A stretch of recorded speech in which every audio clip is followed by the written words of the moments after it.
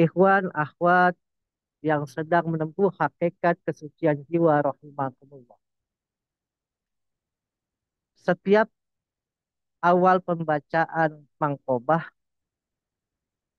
pasti dibaca ala inna awliya Allah la khaufun alaihim walahum yahzanun. Sesungguhnya para wali-wali Allah tidak ada kegamangan, tidak ada kerisauan, tidak ada ketakutan kepada mereka. Karena sesungguhnya mereka sudah dibekali perangkat yang luar biasa dalam diri pribadinya, dalam kalbunya oleh Allah Azza wa Jalla. Berupa kekuatan untuk menjalani kehidupan di dunia ini. Wali adalah gelar yang diberikan kepada orang yang mendapat kedekatan khusus dengan Allah Azza wa Jalla. Ada 4 hal pokok yang bisa mengantarkan seseorang menjadi kekasih Allah. Yaitu pertama, kholwat atau ujlah. Maksudnya menghindari keramaian dunia. Konsep menjauhi atau menghindari keramaian dunia menurut Pangersa Aba Anom, ujlah itu adalah suhudul kasroh bil wahdah, suhudul wahdah bi kasroh. Bila kita bersama yang banyak, jangan lupa yang satu. Tapi dikala kita bersama dengan yang satu, jangan lupakan yang banyak. Maksudnya ujlah untuk kita semua, para salik, ikhwan toriko, qadiriyah, naqsyabandiyah, masyuriyah, yasin marasa, tetap bekerja di dunia ini mencari rezeki. Tapi jangan lupakan dirinya harus menghadirkan hatinya ke hadapan Allah Azza wa Jalla. Yang kedua, syarat menjadi kekasih Allah adalah sumtu atau diam. Perbanyak kita diam untuk apa? Jangan sampai mulut kita berkata-kata yang bukan sesuai dengan perintah Allah.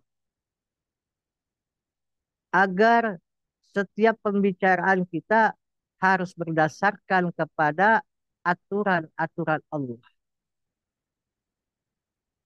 Dan yang ketiga adalah atau lapar. Bagaimana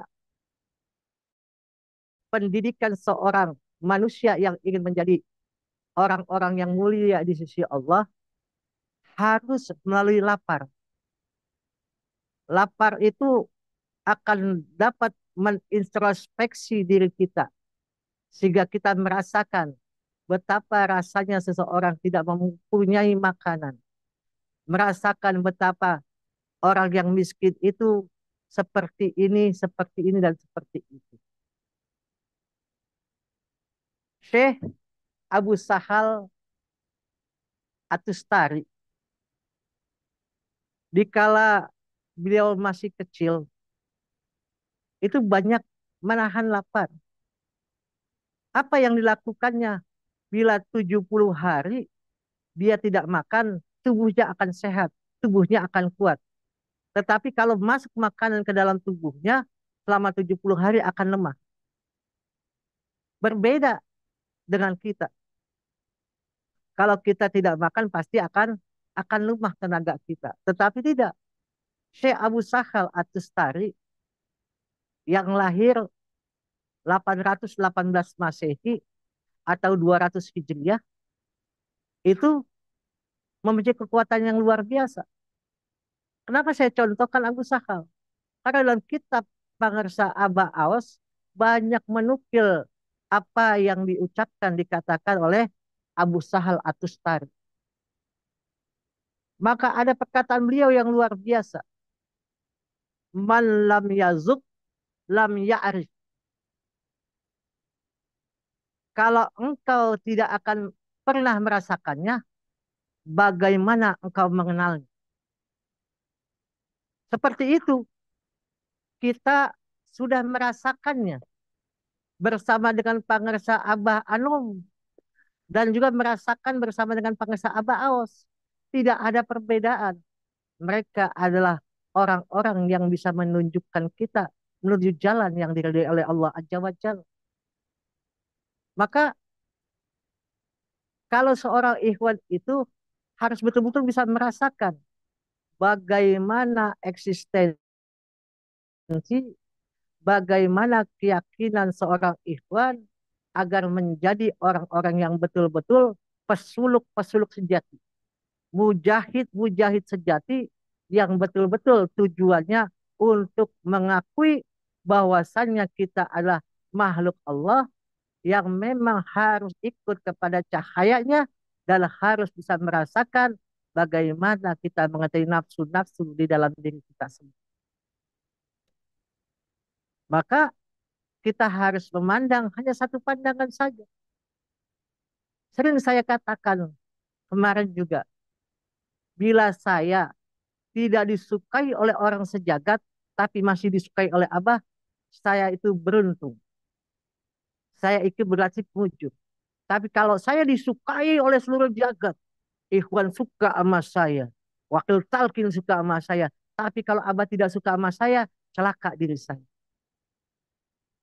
Maka ini menjadi fondasi awal kita bahwasannya kita bertorikoh mengambil bayat talqin zikir dari Syekh Mursyid adalah untuk membuka cakrawala kita agar hati kita yang tadinya tidur terbangun, yang tadinya kita itu orang-orang yang berbuat dosa akan menjadi orang-orang yang bertaubat, yang tadinya bodoh akan mendapatkan dengan keilmuannya, yang tadinya lalai tapi sekarang senang ingat kepada Allah, berzikir kepada Allah. Itu yang ketiga, yaitu bagaimana orang itu diam. Dan yang keempat, syarat menjadi seorang wali adalah sahar, tidak tidur malam. Maka saya sudah azamkan dari beberapa manakib, bila mana saya bermanakib ke tempat pangersa Aba Aos, saya akan mengatakan saya tidak akan tidur di tempat pangersa Aba Aos. Karena apa? Kalau mau tidur di rumah saja. Saya datang ke sana untuk mengambil keberkahan, untuk tidak tidur pada satu hari saja. Untuk apa? Mengambil cahaya-cahaya yang Allah limpahkan kepada guru kita. Di dalam lingkungannya kita mendapatkan cahaya ilahiyah. Maka rugi siapa yang datang ke tempat gurunya. Pulang kampung ke madrasah gurunya, mereka dalam keadaan tidur pada malam hari. Baginda Nabi Muhammad SAW juga dilantik menjadi Nabi dan Rasul hasil daripada sering menyepi ujlah. Ujlah itu menghindari keramaian dari urusan dunia. Tapi khalwat tujuannya apa? Untuk kita menyandarkan semuanya akan merangkai diri kita, batin kita, dan jiwa raga kita. Semuanya dipertemukan, dibersamakan dengan Allah. Banyak para tokoh sufi cepat mencapai derajat kewalian melalui ujlah. Maka Ibnu Athaillah As-Sakandari lebih menekankan tentang ujlah sebagaimana sarana yang paling efisien untuk menyatukan pikiran dengan Allah Subhanahu wa taala. Sehingga seorang salik, seorang pesuluk dapat al-out dalam beribadah kepada Allah Azza wa Jalla. Apalagi kita sudah diberikan amaliyah mursyid yang sudah tertulis, yang sudah terbaca, termasuk dengan amaliyah-amaliyah yang sekarang ini abah populerkan, yaitu hijib Saifi Yamani, hijib yang dipopulerkan oleh Syekh Abdul Qadir Jailani yang terangkum dalam kitab yang dikarang oleh Syekh Jumadil Kubro. Itu banyak hijib-hijib yang ada. Bagaimana hijib itu menjadikan kita kuat untuk apa? Melawan kemungkaran yang ada di luar badan kita maupun yang ada di dalam diri kita. Itu menjadi fondasi untuk kita. Bagaimana kita berujlah belajar sampai sekarang ini, yaitu kita melaksanakan setelah subuh berzikir sampai dengan waktu kita melaksanakan sholat isyraq, tidak bergeming, tidak bergerak di tempat duduk kita. Pertanyaannya, kenapa kita harus ujlah? Secara etimologi, ujlah berarti menghindar dari sesuatu. Secara terminologi, ujlah adalah membebaskan diri dari masyarakat menuju hadirat Allah Subhanahu wa taala, hijrah dari ujlah daripada seorang yang lalai untuk selalu ingat kepada Allah, yang tadinya berdosa menuju taubat kepada Allah, yang tadinya lalai untuk taat kepada Allah. Maka urgensitas daripada ujlah dalam proses suluk dapat dilihat dari manfaat yang diberikan kepada setiap orang yang menjalankannya. Terbebasnya seseorang dari berbagai kesibukan duniawi menjadi kesempatan mendedikasikan diri dan seluruh waktunya untuk beribadah secara total. Kita sudah pernah mengalami itu dikala di lockdown pada COVID-19. Abah pun bercerita sebelum COVID-19 berjalan, Abah lockdown sampai 2 minggu lamanya. Apa yang dicapainya? Maka seluruh ahli silsilah Toriko Qadiriyah Naqsyaband Matsuri Sibarasa masih di Suryalaya sampai 44 kemursitan. Masyarakat ikhwan rahimakumullah. Di samping itu, ujlah merupakan sarana yang dapat mengantarkan untuk introspeksi diri.